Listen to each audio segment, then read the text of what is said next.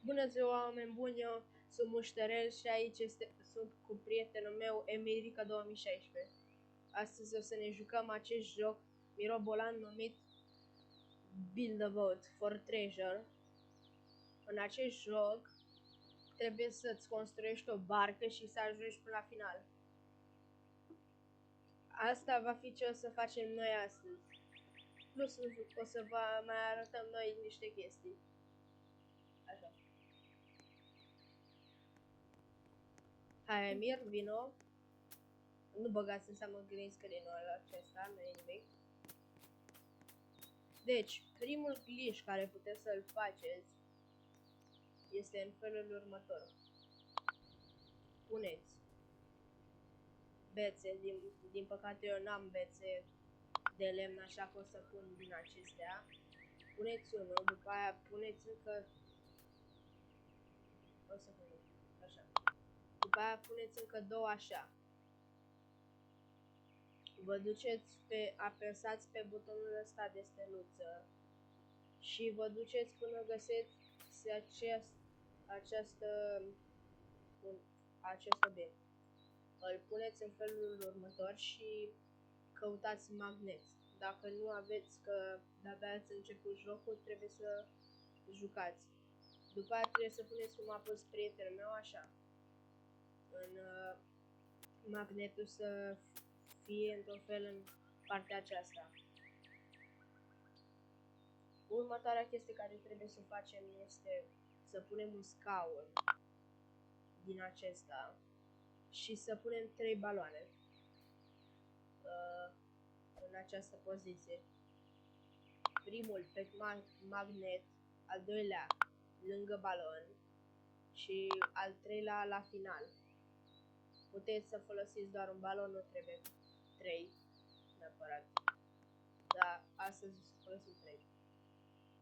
După aia vă duceți frumos și căutați un lever, respectiv maneta în română.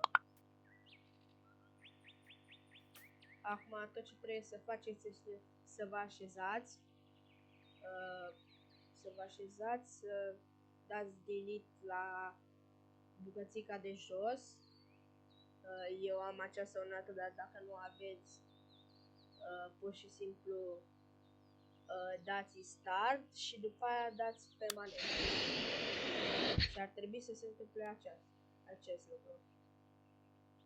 Gata, acum puteți să farmați. Din păcate nu merge chiar așa de bine, pentru că vă trebuie un scaun, un anumit scaun pentru ca să faceți acest glitch. Dacă vă duceți în shop și vă duceți la aceste 3 motoare de avion și cumpărați, o să primiți un scaun, respectiv acest scaun de pilot. Dacă refacem glitch-ul cu un pic de modificări, respectiv așa, puneți așa, dacă reușiți să faceți glitch-ul iarăși și puneți acest scaun de pilot, vă dați în Anchor dacă aveți unealta sau dacă nu, începeți natural și după aia apasați F, o să puteți să-l controlați glitch-ul fără baloane. Singura chestie care vă trebuie este scaun de pilot, magnet și aceste bare de metal. Să se vedește. Nu mă întrebați toate astea.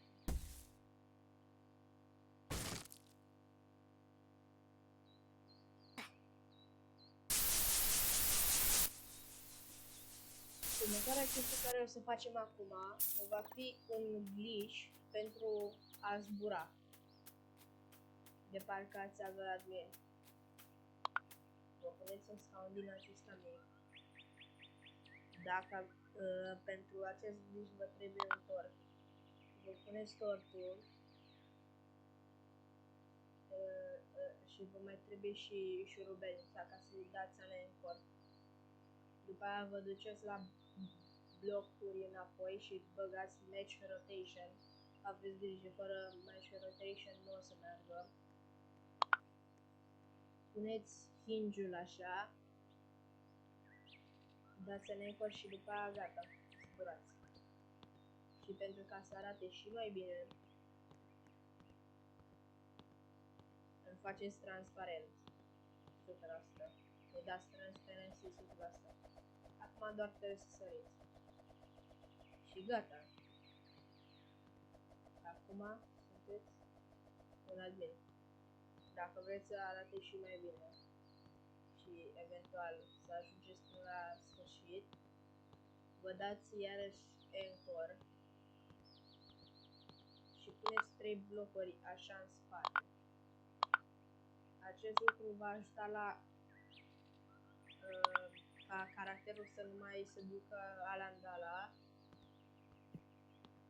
și cam da, uitați. Doar trebuie să spamați butonul de space sau dacă sunteți pe telefon butonul de sărit. Și gata.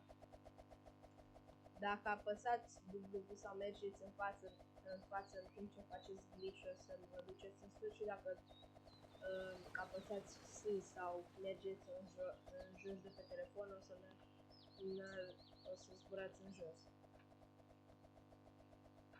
Cu acest glitch chiar puteți să ajungeți până la final, dar că, să vă zic sincer, nu avem timp să facem asta.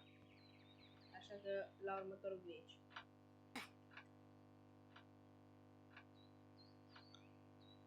Acum, Emir, mă auzi?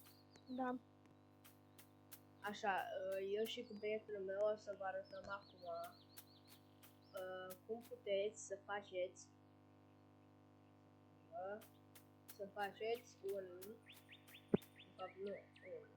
o mașină zburătoare. Ca aceasta. E greșit, da. Știți glitch-ul de adineauri, nu? Doar trebuie să îl faceți, să mai adăugați niște bare și după aia să-i dați un model. Și avem aici și subscribe to Muștărel. Intrăm în mașină. Emir, vino și tu în mașină cu mine.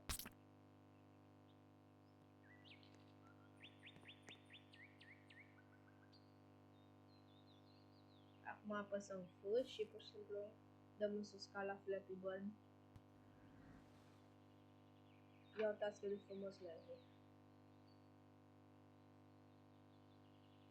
Zi, Emir, nu mergem frumos? Da, merge. Mai strând de frumos.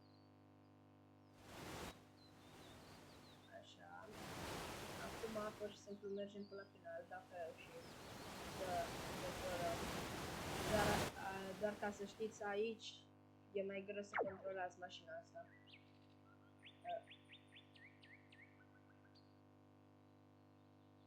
Deci, fete, cred că Dumnezeu nu vrea să ne știe. Sau?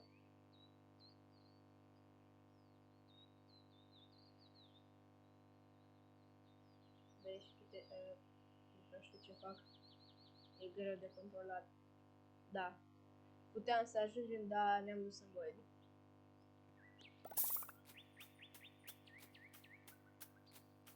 Acum, chiar dacă nu ar trebui în mod normal să facem asta, o să facem. Țineți minte glitch-ul care l-am făcut cu tortul, nu? Dacă vă puneți tort,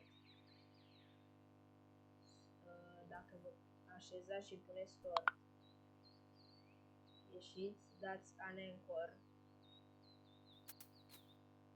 și după aia vă puneți 3 blocuri. După aia puteți să vă puneți orice fel de armă. Sau, de exemplu, cum am eu, un harpon de aur și puteți să vă mai puneți, de exemplu, și o rachetă dacă sunteți plictisiți și vreți să ajungeți până la final.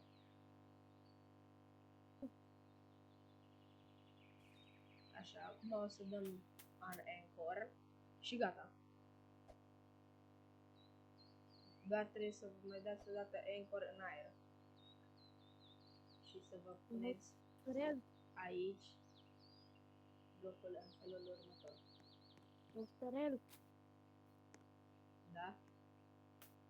Mai există și alte tactică. Mai există și glitch-ul acesta care e mai ușor și nu e așa de costisitor, dar uitați, puteți să faceți o rachetă care dacă vreți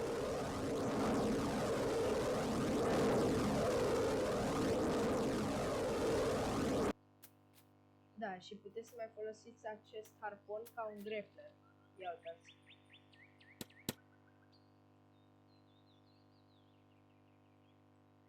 Nu, America nu. Așa. Și uitați, am devenit Spider-Man. Pentru mai multe episoade din acest fel, nu uitați să dați like și subscribe. Aici a fost Mușterel și cu Emerica. La revedere! Nu, Mustărel,